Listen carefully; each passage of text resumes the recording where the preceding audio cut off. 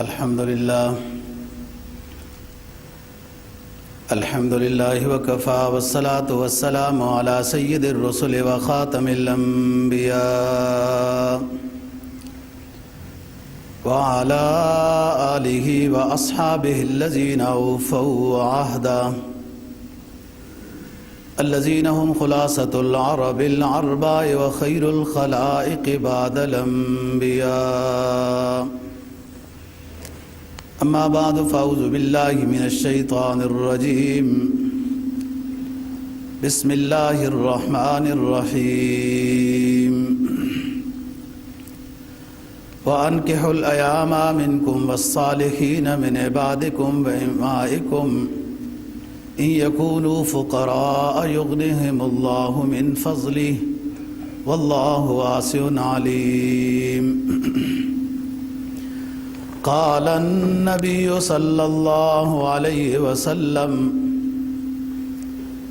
لم تر للمتحابين مثل النكاح صدق الله العظيم وصدق رسوله النبي الأمي الكريم ونحن على ذلك لمن الشاهدين والشاكرين والحمد للہ رب العالمین. 18واں پارہ سورہ نور کی ایک آیت کریمہ اور جناب نبی پاک صلی اللہ علیہ وسلم کا ایک فرمان جس کو ابن ماجہ نے نقل کیا ہے وہ آپ کے سامنے تلاوت کیا ہے. فرمایا اللہ رب العزت نے انکحوا الایام منکم والصالحین من عبادکم، تم نکاح کرو ان عورتوں کے ساتھ جن کا نکاح نہیں ہوا، اور اپنے ماتحت جو تمہارے غلام نوکر چاکر ہیں ان کے بارے میں بھی تم اگر بہتر سمجھتے ہو ان کا بھی نکاح کراؤ. ان یکونوا فقراء یغنہم اللہ من فضلہ، اگر لوگ یہ سمجھتے ہیں کہ نکاح کا بوجھ نہیں اٹھا سکیں گے اس لیے نکاح نہیں کرتے تو اللہ تعالیٰ اپنے فضل سے نکاح کرنے والوں کو مالدار کر دے گا. واللہ واسع علیم، بلا شبہ اللہ تعالیٰ خوب رزق دینے والا اور حالات کو بھی خوب جانتا ہے.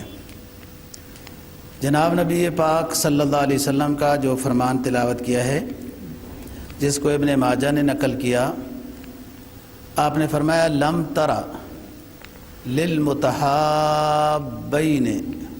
مثل النکاح، محبت کرنے والوں میں سے جو لوگ آپس میں محبت کرتے ہیں، محبت کرنے والوں میں سے میاں بیوی کے محبت کے مقابلے میں کوئی محبت نہیں ہے. میاں بیوی کا آپس میں اتنا تعلق ہوتا ہے، اتنی محبت ہوتی ہے جو عام لوگ آپس میں دوستی تعلق یا محبت رکھتے ہیں وہ اس کے مقابلے میں کچھ نہیں ہے. محبت اور دوستی کا تعلق تو دوستو یہ ہوتا ہے کہ انسان دکھ میں ساتھ دے، سکھ میں تو سارے ساتھ دیتے ہیں. دکھ میں ساتھ دینے والا شخص وہ صرف بیوی کے لیے مرد ہے اور مرد کے لیے بیگم ہے اس کی. ایک موقع ایسا آتا ہے کہ سارے چھوڑ جاتے ہیں.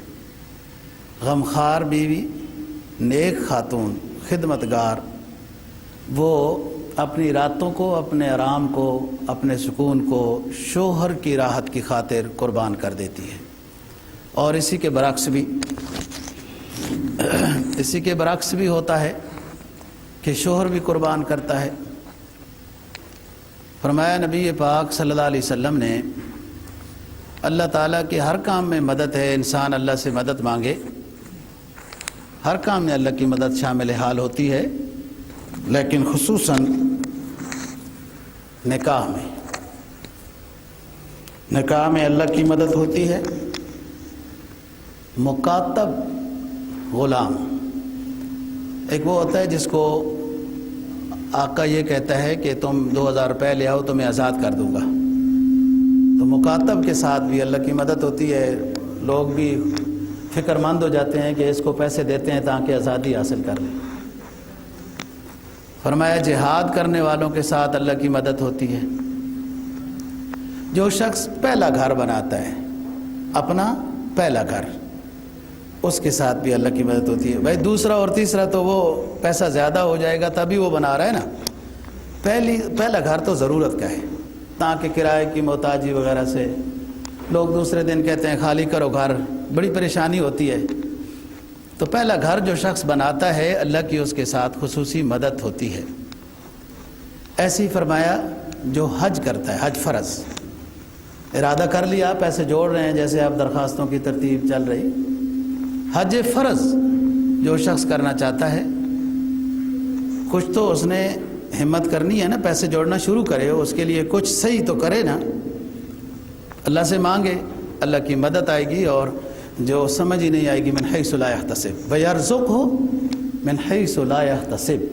ان کاموں میں جو اخلاص کے ساتھ یہ کام ہو، نکاح ہو، مکاتب کو آزاد کرنا ہو، جہاد ہو، اپنا گھر بنانا ہے پہلا، یا حج کرنا ہے فرض، اخلاص کے ساتھ ہیں، اللہ سے مانگ رہا ہے، تھوڑی بہت ہمت بھی کر رہا ہے، اللہ کی خصوصی مدد ہوتی ہے. اور ایسی مدد ہوتی ہے وَيَرْزُقْهُ مِنْ حَيْثُ لَا يَحْتَسِبْ.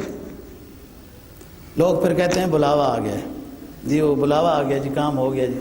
وہ یہی بات ہے، وَيَرْزُقْهُ مِنْ حَيْثُ لَا يَحْتَسِبْ. اللہ پاک ایسی جگہ سے اس کی مدد کرے گا، اسے اس طرف توجہ ہی نہیں ہوگی کہ اس طرف سے بھی مدد آ سکتی ہے. ایک حدیث میں جناب نبی پاک صلی اللہ علیہ وسلم کا فرمان ہے کہ اگر بالفرض نحوست ہے تو 3 چیزوں میں، اگر بالفرض، اور اگر خیر و برکت ہے تو 3 چیزوں میں. وہی 3 چیزیں ہیں: گھر، بیگم، سواری. گھر اچھا ہو، پڑوسی اچھا ہو، مسجد قریب ہو، ہوادار ہو، دھوپ والا ہو، خیر و برکت ہے. گھر اچھا ہو، کشادہ ہو، ہوادار ہو، دھوپ والا ہو، مسجد قریب ہو، پڑوسی اچھا ہو، یہ شرطیں ہیں. یہ گھر کے نیک بخت ہونے کی دلیل ہے، بابرکت ہونے کی دلیل ہے. بیوی اچھی ہو، خدمتگار ہو، تابعدار ہو، فرما بردار ہو، سلیقہ مند ہو، عبادت گزار ہو، یہ خیر و برکت کا ذریعہ ہے. سواری اپنی ضرورت کے لیے ہو، دین کی ضرورت ہو اس کے لیے بھی وقف ہے، جہاد کی ضرورت ہو اس کے لیے بھی ہے، یہ سواری خیر و برکت کا ذریعہ ہے. اس زمانے میں گھوڑا ہوتا تھا، اس زمانے میں جو بھی ہے. اگر یہی چیزیں برعکس ہو جائیں تو نحوست بن جائے. گھر صحیح نہ ہو، پڑوسی صحیح نہ ہو، بس اللہ کی طرف سے اس پر کوئی آزمائش ہے. بیگم صحیح نہیں ملی، یہ ایک مصیبت بن گئی. اور سواری کے ریا اور نمود کے لیے رکھی ہے، دکھلاوے کے لیے، ضرورت نہیں، دکھلاوا سامنے آ گیا، یہ خیر و برکت نہیں ہے. تو یہ ان کو خیر و برکت بنانا یا نحوست والا بنا دینا، یہ انسان کے اپنے بس میں ہے. انما طائرہ علی عنقہ. انسان کی قسمت اس کی اپنی گردن کے ساتھ ہے، جیسا عمل کرے گا ایسی اس کی قسمت ہے. تو نیکی جو ہے اس کو جب ترجیح دے گا قسمت اچھی بنے گی. رسم و رواج کو ترجیح دے گا تو پھر قسمت اچھی نہیں بنے گی، واہ واہ ہی ہو جائے گا، وہ بھی چند دن ہوتا ہے. فرمایا جناب نبی پاک صلی اللہ علیہ وسلم نے، شادی کرو ایسی عورت کے ساتھ جو محبت کرنے والی ہے، بچے زیادہ پیدا کرنے والی ہے. تزوجوا الودود الولود. اور جس نسل میں بچے زیادہ ہوتے ہیں نا جی، وہ عورت زیادہ محبت کرنے کی والی ہوتی ہے. وہ دلیل ہے اس بات کی کہ وہ زیادہ محبت کرنے والی ہے. جس نسل میں بچے زیادہ پیدا ہوتے ہیں وہ دلیل ہے اس بات کی کہ وہ شوہر سے زیادہ محبت کرنے والی ہے. بچے زیادہ ہونے سے صحتیں خراب نہیں ہوتی، بچے زیادہ ہونے سے رزق میں کمی نہیں آتی، بچے زیادہ ہونے سے پریشانی کا سبب نہیں بنتا. یہ چیزیں ذہن سے نکالنی ہیں. لا تقتلوا اولادکم خشیۃ املاق نحن نرزقہم وایاکم. دوسرے مقام پہ فرمایا نحن نرزقکم وایاہم. بھائی بچے یہ دشمن کی چال ہے کہ بچے تھوڑے ہوں، اسلام کا یہ حکم نہیں ہے، ہم مسلمان ہیں۔ فرمایا تزوجوا الودود الولود فإنی مکاثر بکم الامم فإنی مکاثر بکم الامم، بخاری کی حدیث ہے۔ شادی کرو ایسی عورت کے ساتھ جو بچے پیدا کرتی ہے، محبت والی ہے۔ کیوں؟ میں میدان حشر میں اپنی کثرت امت کی وجہ سے دوسری امتوں پر فخر کروں گا۔ بچے زیادہ ہوں، یہ دشمن کی چال ہے۔ ہم بہت ساری چالوں میں آ چکے ہیں۔ کیوں جی؟ جب بچے زیادہ ہوں، کسی کو انجینئر بنا دیں گے، کسی کو ڈاکٹر بنا دیں گے، کسی کو گھر زمین گاؤں دیہات میں زیادہ ہے ضائع ہو جائے گی، کوئی ادھر رکھ لیں گے، کوئی عالم دین بن جائے گا، کوئی مجاہد بن جائے گا، تو 5-7 بچے ہوں گے، ایک شہید بھی ہو گیا، آخرت کا ذریعہ بن گیا جی، دنیا کے لیے اعلاء کلمت اللہ کا ذریعہ بنا، اپنے اس ملک اسلامی کی حفاظت کا ذریعہ بنا۔ تو اتنے بچے ہیں، ایک آدھ اللہ کے راستے میں چلا گیا تو والدین کو پریشانی نہیں ہوگی، 5-6 تو اور بھی ہیں۔ دشمن کی چال ہے، بچے بس ایک ہی تو دو ہی، ایک ہی تو دو ہی، اس طرح نہیں۔ ہمارے سامنے اسلام ہے، ہم نے اسلام کو لینا ہے۔ ہمارے سامنے اسوہ حسنہ سرکار دو جہاں صلی اللہ علیہ وسلم کا فرمان اور عمل ہے، ہم نے اس کو لینا ہے۔ کوئی صحابی ایسا نہیں جس نے 2 کم از کم شادیاں نہ کی ہوں۔ آپ صلی اللہ علیہ وسلم کی کتنی تھی؟ چلو نبی کے لیے تو خصوصیت ہے، وہ جتنی بھی کرنا چاہے، امتی کے لیے تو 4۔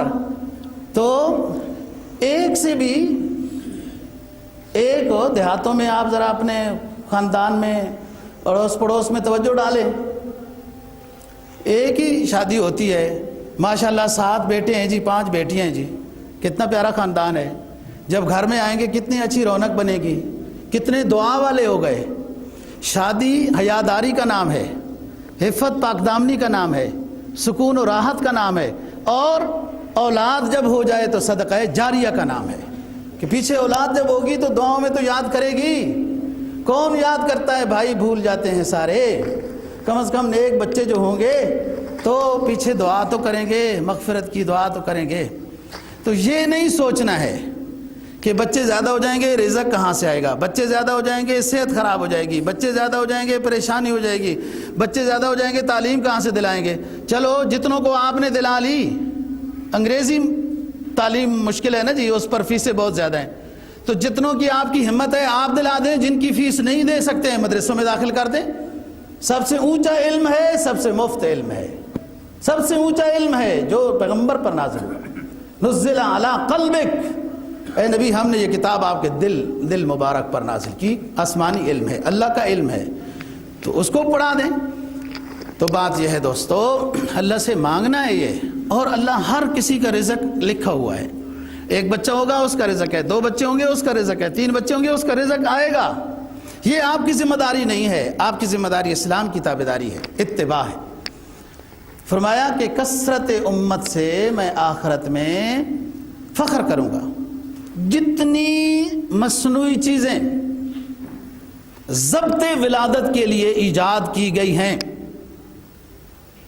جتنی مصنوعی چیزیں میڈیکل اولاد کو روکنے کے لیے ایجاد کی گئی ہیں، آپ تحقیق کر کے دیکھ لیں، ساری مضر صحت ہیں، ساری مضر صحت ہیں۔ اور اللہ جب بچہ دے رہا ہے، لوگ اس کو ضائع کرنے کی فکر کر رہے ہیں، ایسا نہیں، وہ اس میں صحت ہے، اللہ کی طرف سے ایک روح نے آنا ہے، اس میں صحت ہے، اللہ برکت دے گا۔ اب تک تو لوگ صحتوں میں تھے۔ سائنس کی کیا تحقیق ہے؟ موم بتی ہے، ابھی جلی ابھی بجھی، ابھی جلی ابھی پگھل گئی، وہ انسانی خود ساختہ سوچ ہے۔ ایک زمانہ انہوں نے کہا کہ ماں بچے کو دودھ دے گی تو کمزور ہو جائے گی، اب رونا پیٹ رہے ہیں کہ سب سے بہتر غذا بچے کے لیے اپنی ماں کا دودھ ہے۔ ان کی کیا تحقیق ہے؟ اسلام نے تو پہلے یہ بات کہی کہ صحت کی ضمانت ہے۔ بات کریں گے ہم انشاءاللہ پرورش کے موضوع پر۔ جناب نبی پاک صلی اللہ علیہ وسلم کا فرمان، یا معاشر الشباب، یا معاشر الشباب، اے نوجوانوں، نکاح کرو، اگر تمہاری استطاعت ہے نکاح کرو۔ صلاحیت ہے، صحت ہے وغیرہ، نکاح کرو۔ اور اگر استطاعت نہیں ہے نکاح کی تو کثرت سے روزے رکھو، نکاح سے تقوی حاصل ہوتا ہے، وہ نہیں کر سکتے ہو، 1-2 روزے نہیں، مسلسل روزے، مسلسل چلا ہونا چاہیے۔ پھر اس کے بعد جسم میں قوت حیوانی کمزور ہوتی ہے، 1-2 روزوں سے نہیں۔ جناب نبی پاک صلی اللہ علیہ وسلم کا فرمان، جو شخص شادی کی استطاعت رکھتا ہے شادی نہیں کرتا، فرمایا وہ ہم میں سے نہیں ہے، یہ وعید ہے، ناراضگی ہے۔ فرمایا جناب نبی پاک صلی اللہ علیہ وسلم نے، جو شخص شادی کی استطاعت رکھتا ہے نہیں کرتا وہ محتاج ہے، محتاج ہے، بھلے اس کے پاس کافی مال ہو، وہ محتاج ہے۔ شادی حیاداری کا نام ہے، عزت کا نام ہے۔ شادی شدہ شخص کو معاشرے میں عزت والا سمجھا جاتا ہے۔ وہ اگر کسی سے قرضہ مانگے نا جی، اس کو قرضہ بھی مل جاتا ہے، لوگوں کو رحم آتا ہے، شادی شدہ ہے، بال بچے دار ہے، اس کی خدمت کرنی چاہیے۔ اگر کسی محلے میں وہ مکان کرائے پہ لینا چاہتا ہے تو لوگ غیر شادی شدہ لڑکوں کے مقابلے میں شادی شدہ فیملی والے شخص کو مکان کرائے پہ دینا زیادہ ترجیح دیں گے۔ شادی شدہ بندہ ہے، بال بچے دار ہے، وہ لڑکے تو دوسری جگہ سے کر سکتے۔ اور ہر طرح کا تعاون، اور معاشرے میں بھی ایک عزت مند۔ اب تو بعض ادارے ایسے ہیں کہ جن میں نوکری بھی ترجیحاً اس کو دی جاتی ہے کہ جو شادی شدہ ہو، کیونکہ اس کے اوپر ذمہ داری ہے، لوگ خیال رکھتے ہیں۔ جبرائیل علیہ السلام، لمبی بات ایک حافظ ابن حجر الاسقلانی شارح بخاری نے نقل کی، میں اس میں سے ایک صرف جبرائیل علیہ السلام کی بات کرتا ہوں۔ آپ صلی اللہ علیہ وسلم فرما رہے تھے، مجھے خوشبو پسند ہے، مجھے نماز پسند ہے، نیک رفیقہ حیات پسند ہے۔ حضرت عمر نے کہا مجھے امر بالمعروف وغیرہ وغیرہ۔ جبرائیل علیہ السلام آ گئے، عرض کیا اللہ کے رسول، اگر میں دنیا میں رہتا ہوتا انسانی معاشرے میں تو مجھے یہ پسند ہے کہ کثیر العیال آدمی کی خفیہ انداز میں خدمت کروں، جس کے بچے زیادہ ہیں، آمدنی کم ہے۔ جبرائیل علیہ السلام اپنی پسندیدہ چیز بتا رہے ہیں۔ میں اگر بالفرض دنیا میں رہتا ہوتا تو میری پسندیدہ چیز یہ ہے، جو بندہ بال بچے دار ہے، اس کی روزی کم ہے، تنخواہ کم ہے، میں اس کی خدمت کروں، یہ مجھے زیادہ پسند ہے۔ تو بات یہ ہے کہ شادی شدہ بندہ معاشرے میں عزت مند شمار ہوتا ہے، لوگ بھی خیال کرتے ہیں۔ جناب نبی پاک صلی اللہ علیہ وسلم کا فرمان ہے، جو ہم گزشتہ جمعے پہ نقل کر چکے ہیں، کہ نفلی عبادات میں مصروف رہنے میں ثواب ہوتا ہے، بہت زیادہ مقام ملتا ہے، قرب الہی نصیب ہوتا ہے، لیکن بال بچوں کی خدمت میں نفلی عبادت سے زیادہ ثواب ہے۔ فرمایا خیرکم خیرکم لأہلہ، خیرکم خیرکم لأہلہ، تم میں سے بہترین شخص وہ ہے، تم میں سے بہترین شخص وہ ہے جو اپنے گھر والوں کے لیے بہترین ہے۔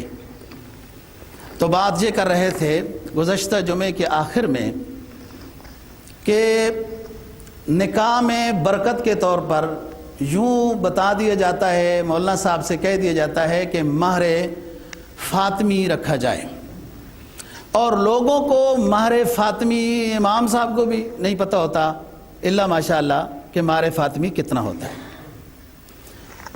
مہر فاطمی 12.5 اوقیہ بتا دیا تھا، 500 درہم ہے، جو موجودہ تقریباً 1 لاکھ روپے ہے، آگے پیچھے ہو سکتا ہے۔ اور ازواج مطہرات رضی اللہ تعالی عنہن، بنات نبی صلی اللہ علیہ وسلم، ان سب کا تقریباً مہر یہی رہا ہے، 12 اوقیہ، 12.5 اوقیہ، یعنی 400 درہم، 450 درہم، 500 درہم، بس یہی اوسط رہا ہے۔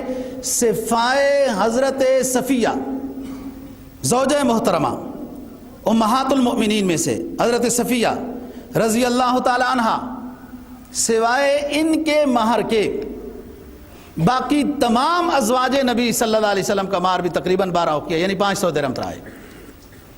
یہ ہوئی بن احتب، حضرت صفیہ رضی اللہ تعالیٰ عنہ خیبر کے ایک سردار ہوئی بن احتب کی بیٹی ہیں، نبی پاک صلی اللہ علیہ وسلم کے پاس آئیں، وہ جہاد ہوا، کنیز ہوئی، آپ نے آزاد کر دیا، آزادی ان کا مہر بن گیا، پھر آپ کے ساتھ ان کا رشتہ ہوا حضرت صفیہ رضی اللہ عنہ۔ باقی تمام کا بات یہ ہے کہ مہر فاطمی بھی اپنے بچیوں کے مہر پر رکھنا کوئی فرض اور ضروری نہیں ہے، جانبین کی گنجائش کا لحاظ رکھا جائے اور خصوصاً لڑکے کی آمدنی کا خیال رکھا جائے۔ مہر بہت زیادہ لکھوا دینا شہرت کی غرض سے کہ جو لوگ نکاح میں مصروف ہیں یہ سنیں گے کہ اس لڑکی کا مہر جناب 20 لاکھ ہے، یہ ویلیو ہو گئی، شہرت ہو گئی، اس لیے یوں رکھ دیتے ہیں، دینے کا ارادہ نہیں ہوتا، غلط بات ہے۔ بعض جگہوں میں مہر بہت کم رکھ دیا جاتا ہے جو چند روپے ہوتا ہے، یہ بھی غلط ہے۔ کم از کم مہر 15-20 ہزار روپے ہو، اور زیادہ سے زیادہ مہر شریعت نے کوئی حد مقرر نہیں کی، لیکن جو مہر طے کیا جائے وہ دینا ضروری ہے۔ پہلے سے نیت یہ ہو کہ بس خیر جی 3 لاکھ ہی لکھ دو، 5 لاکھ لکھ دینا تو کوئی نہیں ہوتا، مہر معاف ہی کرا لیا جاتا ہے، ہرگز صحیح نہیں ہے یہ بات۔ شریعت نے بہت غریب شخص کو بھی یہ نہیں فرمایا کہ مہر بالکل نہیں ہے، فرمایا 10 درہم تو پھر بھی ضروری ہے، 10 درہم تو پھر بھی ضروری ہے، لیکن اب تو اتنا کوئی نہیں غریب ہوتا، نہیں تو انتظام کر لے مہر۔ موجودہ بعض اہل فتاوی نے 15-20 ہزار کم از کم لکھا ہے، اور اگر مہر فاطمی دینا چاہتے ہیں اور دینے کی گنجائش ہے، صحیح حیثیت رکھتا ہے، اچھی بات ہے، وہ تقریباً پاکستانی موجودہ جو ریٹ ہے چاندی کا اس لحاظ سے 1 لاکھ روپیہ بنتا ہے۔ البتہ بعض حضرات مہر میں 3-4 زیورات کی صورت میں 3-4 تولے سونا دے رہے ہوتے ہیں، زیورات کی صورت میں لڑکی کو، اور اسی کو مہر کا نام دے دیتے ہیں کہ ہم بچی کو 3 تولے زیورات کی صورت میں سونا بصورت مہر دے رہے ہیں۔ یہ اچھی بات ہے، اس میں مہر بھی ادا ہو جاتا ہے، زیورات لڑکی نہیں پہننے ہیں، اسی کے حوالے ویسے بھی ہونے ہیں، تو مہر کی ادائیگی میں کوئی علیحدہ سے رقم دینا نہیں پڑے گی، جو زیورات ہیں وہی مہر ہو جائیں، بشرطے کہ وہ سونے چاندی کے ہوں۔ اور اس میں بھی گنجائش شریعت نے دی، کوئی شخص جتنا زیور ڈالنا چاہتا ہے عورت کو، مرد کے لیے نہیں۔ یہاں ایک غلط رسم رائج ہے کہ جب نکاح ہوتا ہے، یہ رخصتی ہوتی ہے، دلہا صاحب کی اپنی ساس سے ملاقات ہوتی ہے تو وہ ایک سونے کی انگوٹھی پہناتی ہے بعض جگہوں میں، یہ غلط ہے۔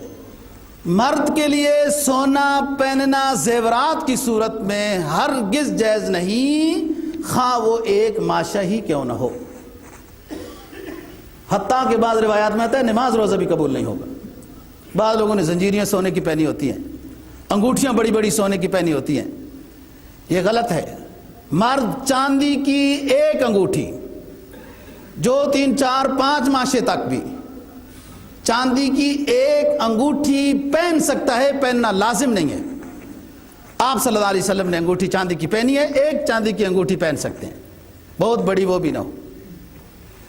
آپ نے یمنی حقیقہ بھی، دوسری حقیقی یمنی حقیق وغیرہ استعمال کی، وہ بھی کوئی پابندی نہیں ہے، آپ کوئی پتھر بھی پہن سکتے ہیں۔ بہت زیادہ عقیدے میں نہ چلے جانا کہ پتھر یہ کریں گے تو وہ ہو جائے گا پتھر، یہ توہمات ہیں سب، سمجھ رہے ہو بات جی۔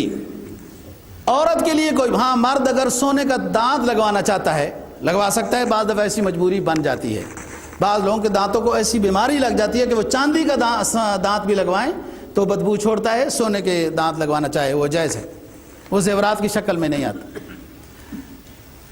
لوگ کہتے ہیں عورت کی حقوق نہیں ہے، اب یہاں سوچیں، مرد ایک انگوٹھی سونے کی نہیں پہن سکتا، آپ کی استطاعت ہے آپ 1 کلو اپنی بیگم کو سونے کے زیورات بنا کے پہنا دیں۔ اسلام عورت کو شہزادی بناتا ہے، ملکہ بناتا ہے، عزت دیتا ہے، پردہ دیتا ہے، حیا دیتا ہے، وقار دیتا ہے، کہتا ہے کہ آپ گھر میں رہیں اور شوہر کی ذمہ داری ہے روزینہ کمانا، اسلام تو یہ کہتا ہے۔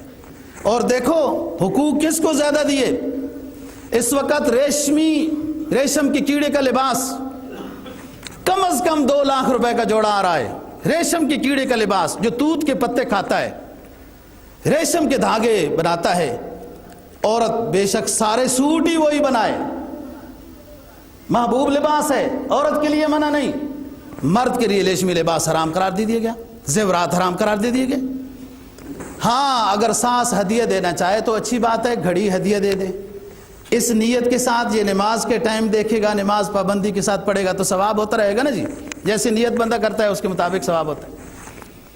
تو بات یہ ہے زیورات اگر مہر کی صورت بن جائیں تو اچھی بات ہے، نہیں تو مہر زیورات علیحدہ ہدیے میں دیتے ہیں، مہر جو طے ہو جائے۔ اچھا، عموماً نکاح پہلے ہو جاتا ہے، کچھ مہینوں بعد کچھ دنوں بعد رخصتی ہوتی ہے، کوئی حرج کی بات نہیں، اسلام میں اس کا ثبوت ہے۔ حضرت عائشہ صدیقہ رضی اللہ تعالیٰ عنہ کا نکاح ہجرت سے پہلے ہوا اور رخصتی ہجرت کے بعد ہوئی ہے، ایسے بہت ساری اور باتیں بھی ہیں، صحیح ہے، بندہ تیاری کر لیتا ہے۔ تو نکاح کے وقت مہر لکھ دیا گیا، رخصتی کے وقت دے دیا جائے، اچھی بات ہے، اتنی گنجائش ہے۔ بالکل ہی مرنے تک ہی نہ دیا جائے، ایسے حالات پیدا کیے جائیں، عورت کو ایسے تانے دیے جائیں، وہ پہلے تو ہمارے بھائی جان کی جو بیگم ہے اس نے تو مار معاف کر دیا، وہ فلانی ہماری پھپھی نے بھی اپنا مار معاف کر، یعنی یہ ایک چال کی جا رہی ہے کہ یہ عورت بھی اپنے مہر کو معاف کر دے۔ ہرگز نہیں، آپ مار دیں، پوری زندگی عورت کا نان نفقہ خرچہ سب مرد کے ذمہ ہوتا ہے، یہ لباس مرد کے ذمہ ہے، کھانا پینا مرد کے ذمہ ہے، رہائش مرد کے ذمہ ہے، تو مار کی کیا ایسی بات ہے جس کو قرآن صیغہ امر میں فرماتا ہے وَآتُوا النِّسَاءَ صَدُقَاتِهِنَّ نِحْلًا، وَآتُوا النِّسَاءَ صَدُقَاتِهِنَّ نِحْلًا، جو تمہارے درمیان مہر طے پایا ہے خوشی کے ساتھ اس کو ادا کرو، اتنا رکھو ہی نہیں کہ جس کا دینا مشکل ہو، اپنی گنجائش کے مطابق 30,000 ہو 40,000 ہو۔ بہتر تو یہ ہے کہ لڑکی کے خاندان کی جو لڑکیاں ہیں پھپھیاں وغیرہ، ان کا مہر کتنا تھا اس سے کم نہیں ہونا چاہیے، تاکہ ایک خاندان کیا وہ برابر رکھا جائے۔ تو بات یہ ہے دوستو، مہر کی ادائیگی شوہر پر فرض ہے اور جلدی کرنی چاہیے، اپنی گنجائش کے مطابق رکھا جائے تاکہ بر وقت ادا کیا جائے، جیسے رخصتی ہو تو بس اس کو ادا کر دیا جائے، زیادہ تاخیر نہیں ٹھیک۔ ایک چھوٹے مہر کا ذکر بھی حدیث میں آتا ہے کہ جس وقت شوہر کی پہلی ملاقات ہو رہی ہے اپنی بیگم سے رخصتی کے بعد، تو اب ویسے ہی دعا سلام یہ اس طرح، تاکہ مانوس کرنے کے لیے کم از کم ایک انگوٹھی یا کوئی چیز ہدیے میں دے دی جائے، یہ بھی مسنون عمل ہے۔ شوہر کی پہلی ملاقات ہو رہی ہے بیگم کے ساتھ، مہر طے ہو گیا، نکاح ہو گیا، گواہ ہو گئے، سب کچھ ہو گیا، مہر بھی دے دیا گیا یا دے دیا جائے گا، لیکن کچھ ہدیہ اس پہلی ملاقات پر دینا جس کو چھوٹا مہر کہا جاتا ہے، یہ بھی مسنون عمل ہے، ایسا کرنا چاہیے۔ بات یہ دوستو، شادی سوچ سمجھ کے کرنی چاہیے۔ حدیث میں اس کے اوپر تجسس کا حکم ہے، ڈھونڈنے کا حکم ہے، مشورے کا حکم ہے، استخارے کا حکم ہے، یہ ساری چیزیں ایسی ہیں کہ جن کو فرمایا گیا نا تاکہ آپ ایک ڈھونڈنے میں ایک اچھی چیز ڈھونڈ سکیں، اس لیے فرمایا۔ اور ساتھ یہ کہ مشورہ بھی جاری رکھیں، یہ لوگ کیسے ہیں، استخارہ بھی جاری رکھیں، اللہ کی طرف سے میرے دل میں کیسی بات ڈالی جاتی ہے، میں یہ رشتہ کر لوں یا نہ کروں۔ اور بعض علاقوں میں یہ عجیب رواج ہے کہ بس جی ہم تو اپنے خاندان سے باہر نہیں رشتہ دیتے، یہ کوئی اسلامی حکم نہیں ہے۔ ہم رشتہ اپنے خاندان سے باہر نہیں دیتے، یہ کوئی اسلامی حکم نہیں۔ اچھی بات ہے خاندان میں کوئی اچھا برابر کا لڑکا ہو، آپ کی پڑھی لکھی لڑکی ہے، مطابق رشتہ ہے، اچھی بات ہے خاندان میں، ضروری نہیں ہے۔ بعض دفعہ خاندان میں لڑکا نالائق ہوتا ہے، غیر خاندان جن لوگوں نے رشتہ پوچھا وہ لڑکا نیک بھی ہے، باصلاحیت بھی ہے، دین دنیا بھی پڑھا ہوا ہے، وہ لڑکا رشتے کے لحاظ سے جو غیر خاندان کا ہے زیادہ بہتر ہے، اور خاندان والا لڑکا نالائق نظر آ رہا ہے۔ لوگ اپنے رسم و رواج، علاقائی ماحول کی وجہ سے مجبور ہوتے ہیں کہ ہم نے لڑکی اپنے خاندان سے باہر نہیں دینی۔ یہ کوئی ایسی بات نہیں دوستو، آپ کا دل جیسے مطمئن ہے، حدیث میں آتا ہے نا، لڑکا نیک ہو، تقوی والا ہو، امانت دیانت والا ہو، دین دنیا سمجھتا ہو کہ آپ کا اندازہ حق حقوق ادا کر سکے گا، یہ کف ہے۔ اور امام مالک رحمہ اللہ تعالیٰ کا مسلک تو یہ ہے کہ جو دین کو جانتا ہو وہ زیادہ بہترین کف ہے۔ قرآن کہتا ہے والذین یعلمون والذین هل یستویان، کیا دونوں برابر ہو سکتے ہیں؟ ایک علم والا، ایک نہیں علم والا، غیر علم والا۔ تو اصل تو، اور دوسرا فرماتے ہیں کہ اسلام نے تو کف بیان کیا ہے، ان اکرمکم عند اللہ اتقاکم، جو اللہ سے زیادہ ڈرنے والا، جو پرہیزگار ہے، متقی ہے، تو وہ اپنی بیٹی کا بھی زیادہ خیال کرے گا۔ اس طرح کئی واقعات ہیں دوستو کہ جن لوگوں نے خالص دین کو ترجیح دی ہے وہ زندگی ان کی کامیاب گزری ہے۔ یہ کوئی لازمی بات نہیں ہے کہ اپنے خاندان کے اندر ہی رشتہ دینا ہے، آپ جو بہتر سمجھتے ہیں۔ آپ تو ماشاءاللہ شہری لوگ ہیں اور یہاں آباد ہو گئے ہیں، رشتے اپنے ساتھ پڑوسیوں میں ہو جاتے ہیں۔ اپنے لیے بہتر، بچی کے لیے بہتر رشتے کا انتخاب ہو اور اس میں دین دنیا ان تمام چیزوں کا خیال رکھا جائے۔ اپنا خاندان تو اپنا ہے ہی، دوسروں کو بھی اپنا بناؤ، پھر کمال ہے نا، اضافہ ہو گیا خاندان کا۔ اپنے تو ہیں ہی اپنے، دوسرے خاندان سے جب رشتہ لوگے دو گے تو وہ بھی اپنا بن گیا، ہمدردیاں ہو گئی ہیں۔ جناب نبی پاک صلی اللہ علیہ وسلم حضرت عثمان غنی رضی اللہ تعالیٰ عنہ کو دو رشتے دیے، اموی خاندان کے ہیں وہ۔ عمرو بن ابو العاص کو جو رشتہ دیا وہ اموی خاندان کا ہے۔ حضرت فاطمہ رضی اللہ تعالیٰ عنہا کا جو رشتہ ہوا وہ بنو ہاشم میں حضرت علی رضی اللہ تعالیٰ عنہ کو دیا ہے۔ نبی پاک صلی اللہ علیہ وسلم کی بیویاں ہاشمی خاندان کی بھی ہیں اور غیر ہاشمی خاندان کی بھی ہیں، عربی بھی ہیں اور غیر عربی بھی ہیں۔ اگر اپنے خاندان سے ہی رشتہ کرنا لازم ہوتا تو سرکار دو جہاں صلی اللہ علیہ وسلم نے ایسا کیوں؟ آگے سنیں، آپ کے غلام ہیں حارثہ، ان کے بیٹے ہیں زید، ان کے بیٹے ہیں اسامہ، یہ تینوں آپ کے نسلم بعد نسلیں آپ کے غلام ہیں۔ یہ حکیم بن اعظم نے طائف کے بازار سے خرید کر حارثہ رضی اللہ تعالیٰ عنہ کو حضرت خدیجہ رضی اللہ تعالیٰ عنہ کے حوالے کیا تھا۔ حضرت خدیجہ نے نبی پاک صلی اللہ علیہ وسلم کو حارثہ دے دیا۔ آگے چلے، حارثہ کا بیٹا زید ہے، غلام ہے، یمنی ہے، مکہ میں آباد ہو گئے ایک طریقے سے، نبی پاک صلی اللہ علیہ وسلم کے خدمت میں آ گئے۔ آپ نے اپنی ہاشمی خاندان کی لڑکی حضرت زینب کا نکاح حضرت زید کے ساتھ کرا۔ ہاشمی خاندان کی لڑکی حضرت زینب رضی اللہ تعالی عنہا، اس کا نکاح زید کے ساتھ ہوا جو 22ویں پارے میں جس کا ذکر ہے۔ حضرت اسامہ، وہ آخری لشکر جو آپ صلی اللہ علیہ وسلم نے بھیجا تھا، آپ کو اسامہ کے ساتھ بڑا پیار تھا، صحابہ کرام سفارش کراتے تھے حضرت اسامہ رضی اللہ تعالی عنہ سے۔ حضرت اسامہ آپ کے غلام ہیں، زید کے بیٹے ہیں، زید حارثہ کے بیٹے ہیں۔ اسامہ کا نکاح فاطمہ بنت قیس رضی اللہ تعالی عنہا سے ہوا جو ہاشمی خاندان کی ہیں۔ آگے چلو، حضرت بلال رضی اللہ تعالیٰ عنہ نکاح ہی نہیں کرتے تھے۔ آپ فرماتے نکاح کرو بلال، ایمان مکمل ہوتا ہے، نکاح کرو۔ وہ کہتے تھے خدمت سے ماروں۔ بہرحال وہ راضی ہو گئے۔ حضرت بلال رضی اللہ تعالیٰ عنہ کا نکاح عبد الرحمن بن عوف رضی اللہ تعالیٰ عنہ کی لڑکی سے ہوا جو ہاشمی بھی ہیں اور صحابہ میں سب سے بڑے مالدار بھی تھے۔ اور ادھر دیکھو، کیوں؟ کف تقوی ہے۔ کئی لوگوں نے حضرت بلال رضی اللہ تعالیٰ عنہ کو رشتہ دینے کی آفر کر دی تھی۔ جب ارادہ بنا نا کہ جس کی چپلیوں کی آواز، چلنے کی آواز جنت میں جائے، اس سے بہتر کف کیا ہو سکتا ہے رشتے کے لیے؟ جی تو یہ بات نہیں، اگر خاندان میں اچھا رشتہ ہے ٹھیک ہے، خاندان سے باہر رشتہ دینا کوئی حرج کی بات نہیں۔ اور آپ کے سامنے 2-3 مثالیں پیش کر دی ہیں، کتنے بڑے بڑے خاندان کی لڑکیاں اور غلاموں کے نکاح میں سرکار دو جہاں صلی اللہ علیہ وسلم کے زمانے میں۔ جی اب اگلی بات، نکاح کے وقت ایک رسم ہمارے ہاں عجیب ہے والد گم ہو جاتا ہے، چچے کو وکیل بنا جاتے ہیں. یہ غلط بات ہے. ایسی کیا بات ہے؟ یہ رسم و رواج.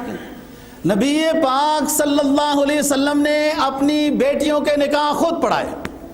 سنت تو یہ، اور نکاح کرنے کا طریقہ، مہر کا طریقہ بتا دیا. نکاح کا طریقہ، مسنون طریقہ یہ ہے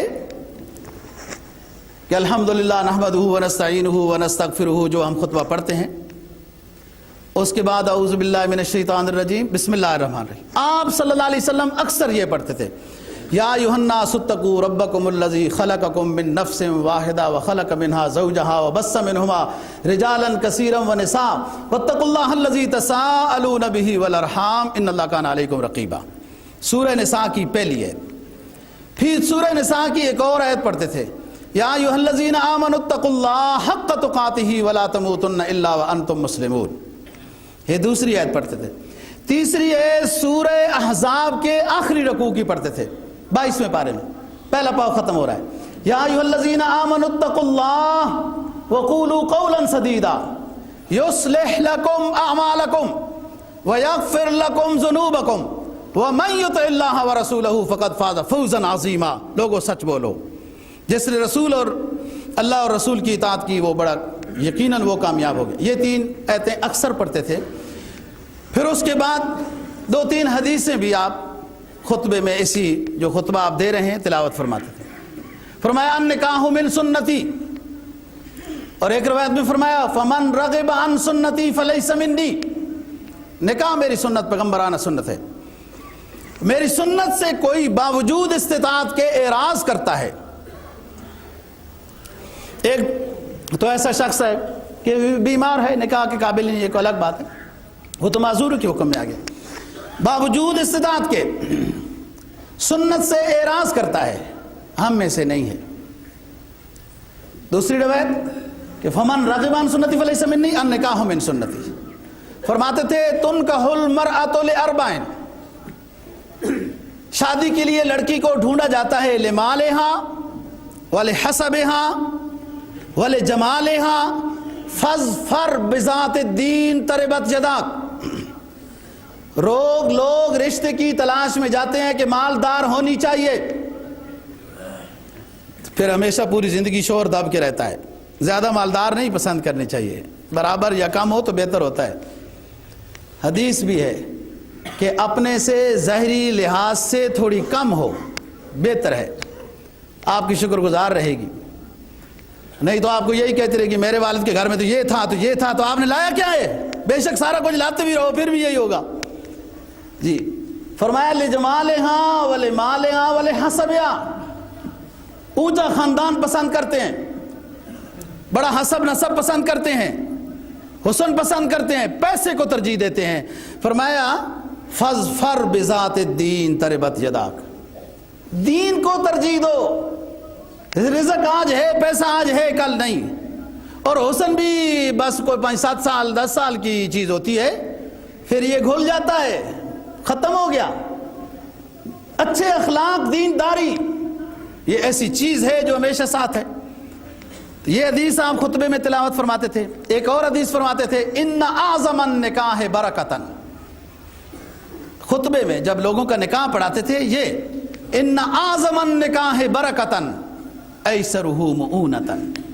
بہترین نکاح وہ ہے جس میں خرچہ کم ہو، بہترین نکاح وہ ہے جس میں خرچہ کم ہو. فضولیات میں لوگ لٹا دیتے ہیں. جناب حضرت فاطمہ رضی اللہ تعالی عنہا کا نکاح آپ نے پڑھایا. سورہ نساء کی آیتیں، احزاب کی آیتیں، یہ 3 آیتیں، 3 حدیثیں آپ نے تلاوت فرمائی. اس کے بعد فرمایا یہ 12.5 اوقیہ مہر کے بعوض ان گواہوں کی موجودگی میں میں اپنی چھوٹی لخت جگر فاطمہ بنت محمد رضی اللہ تعالی عنہا کا نکاح میں علی بن ابی طالب کے ساتھ کر رہا ہوں. علی نے قبول کیا. مختصر سا نکاح یہ نظام ہو گیا.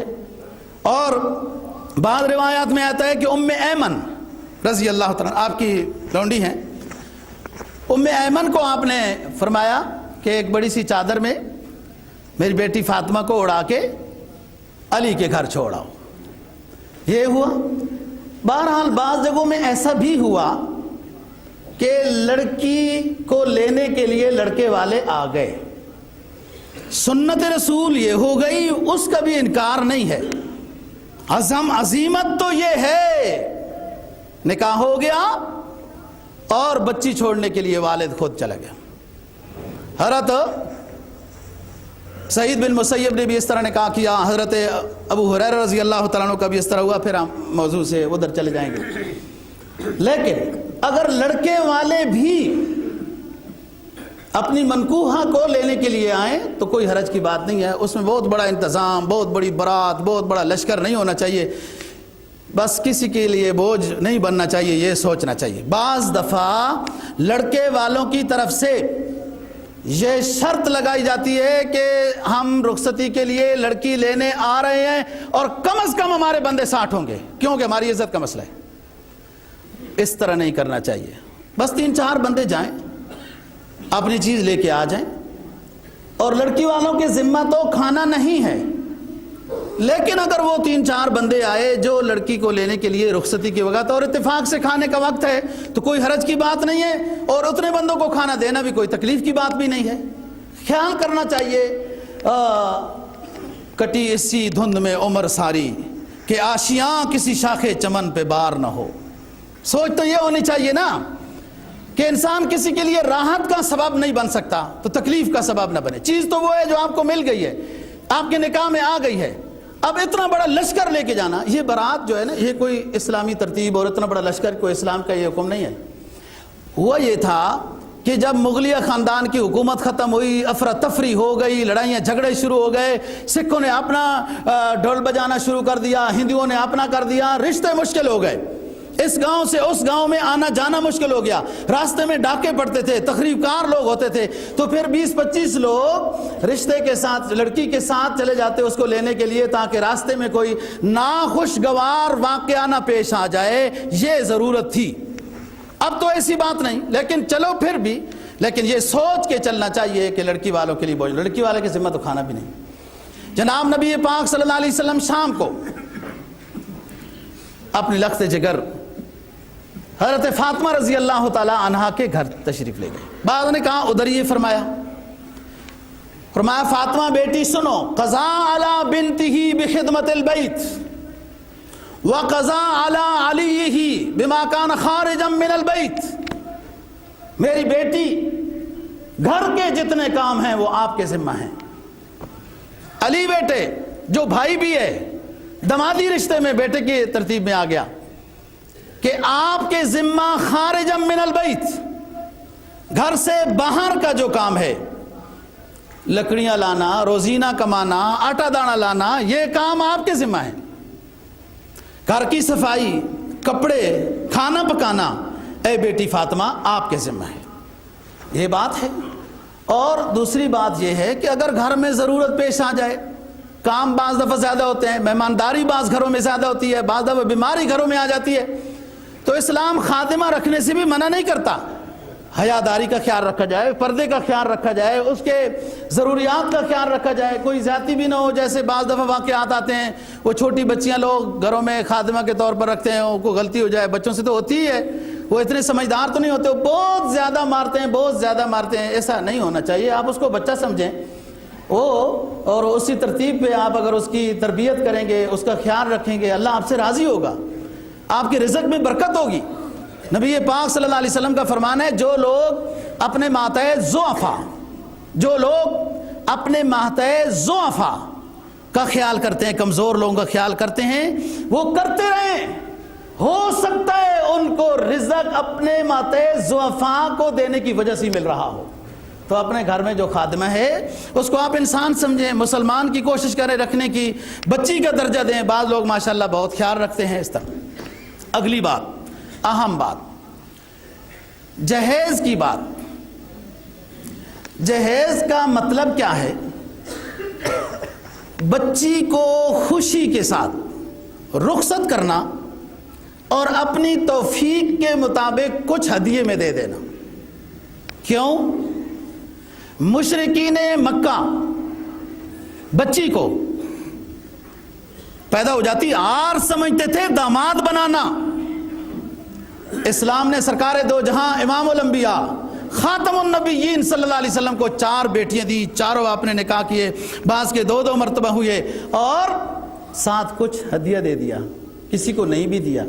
مشرکین مکہ کی اس نظریے کی تردید مقصد تھی، جو داماد کو عار سمجھتے تھے کہ ہم داماد کو فخر سمجھتے ہیں، بیٹی کو جب رخصت کرتے ہیں تو ساتھ کچھ ہدیہ بھی دے دیتے ہیں۔ جہیز کا یہ تصور ہے، مہر واجب ہے، گواہ واجب ہے، مہر فرض ہے، اگر مہر کے بغیر بھی نکاح ہوا تو بھی مہر مثل فرض ہو جائے گا۔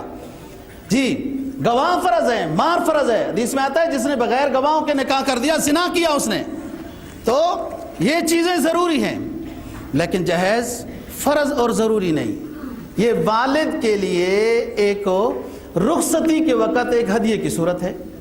جناب نبی پاک صلی اللہ علیہ وسلم نے حضرت فاطمہ رضی اللہ تعالی عنہا کا جب نکاح کیا اور رخصتی ہوئی، یوں چکی، 2 بستر، مشکیزہ، 2 پیالے پانی پینے کے، اسی طریقے سے 2 فرش ہے، چادر جیسے قالین سی ہوتی ہے وہ بچھانے کے، یوں ایک کمبل، یہ چیزیں جناب نبی پاک صلی اللہ علیہ وسلم نے حضرت فاطمہ رضی اللہ تعالی عنہا کو دی ہیں، ضرورت کی چیزیں دی ہیں، اس کو جہیز سمجھیں اور یہ سمجھیں ہدیہ سمجھیں جو سمجھیں۔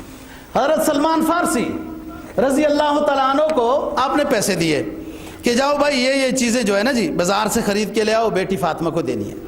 اسلام بڑا عظیم مذہب ہے دوستو، بڑا خوبصورت مذہب ہے، اس چیز کو فرض بھی نہیں کیا اور بالکل منع بھی نہیں کیا، درمیانی صورت رکھی کہ آپ اپنی بیٹی کو رخصت کر رہے ہیں تو اس کی ضروریات کا خیال رکھ لیں، جو چیز آپ مقروض ہوئے بغیر اپنی گنجائش اور وسعت کے مطابق دے سکتے ہیں دے دیں، اچھی بات ہے۔